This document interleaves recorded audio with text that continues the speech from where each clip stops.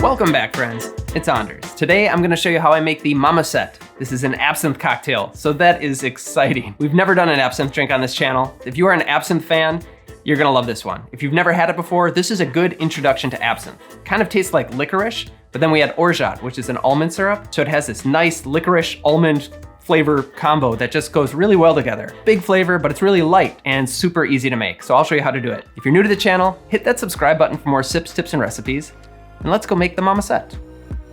To the bar.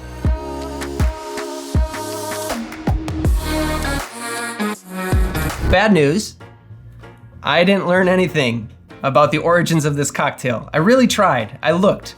I was online looking at all kinds of stuff. The only thing I found out was what Momisette means. It's a French word that means little mummy, which I thought was really cool. And it led to me going down a rabbit hole about Egypt, where I learned that Europeans have been into Egypt forever.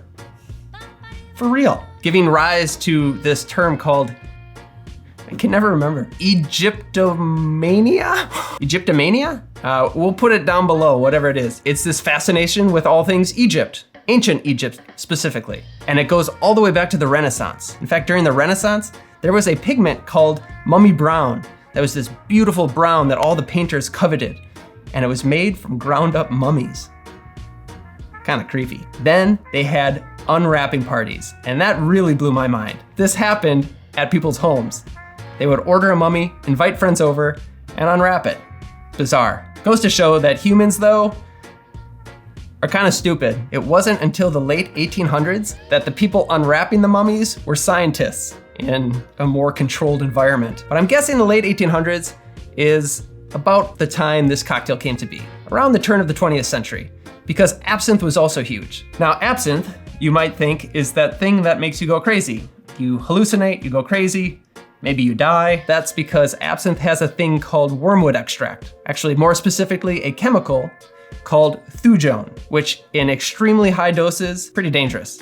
It's a neurotoxin. Anyway, it was outlawed in the United States in 1912, and then in France in 1915. It wasn't until 2007 that it became legalized in the United States. So that's a long time, that's almost 100 years. The reason why they legalized it is they realized if you were to consume enough absinthe to get the effect of this thujone, you'd probably die of alcohol poisoning. Because absinthe is extremely high in alcohol. It's anywhere from 55 to 70% ABV. So this stuff, pretty powerful. It's flammable. So be careful. Don't start drinking this thinking you're gonna start tripping, having a grand old time. You're just gonna get really drunk. In 2007, you started seeing distilleries making absinthe all over the United States. So depending on where you are, you can use a local absinthe, which is what I'm gonna use. For the tools, this is shaken. So I've got my Boston shaker, my jigger, Hawthorne strainer, and then get your glassware chilling. I'm gonna serve it in a Collins glass. It's gonna be good. Now the booze. We are gonna need absinthe, orgeat, sparkling water, and freshly squeezed lemon juice.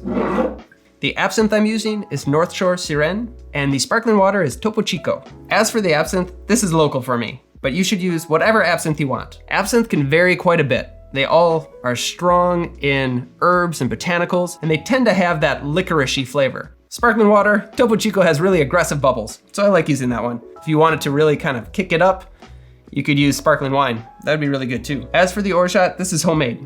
I make it with orange blossom water, and if you need the recipe, I've got a video on it. And then the lemon juice, this is not traditional. You don't have to do the lemon juice, but I think it really helps. It just adds a little brightness to the drink. That's really nice. Let's build. All right. So straight into the shaking tin, we'll start with the absinthe.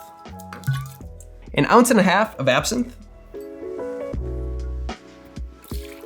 3/4 ounce of orgeat, and then 1/2 ounce of lemon juice. The soda, that's gonna be at the end. Once you have these three things in your shaker, we can add ice and shake.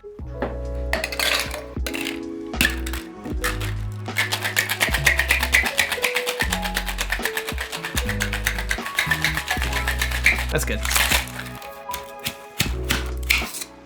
And you open it up and you just smell licorice. Some people might be sensitive to this drink, but if you like it, you like it. You love it. All right, I'm gonna shut up and pour this cocktail. So get your chilled Collins glass, add the ice beer, or just regular ice, but I'm adding the ice beer I made earlier. Combine in the glass. I wanna make sure I get all of the cocktail in there though. Top it with the soda. Excuse me while I grab a straw. Drop it right in.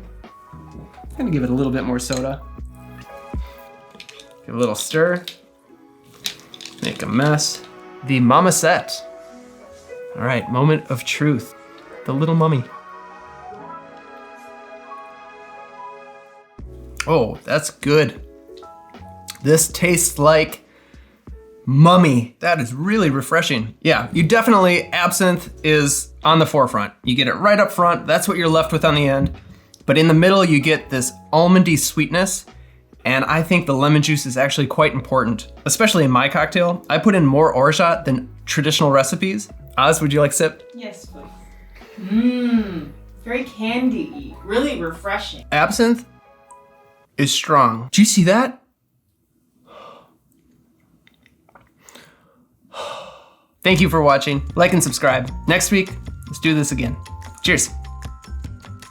In the late 1800s, those mummy unwrapping parties started taking place in lecture halls, and it was more Scientology. Wow. No, it wasn't.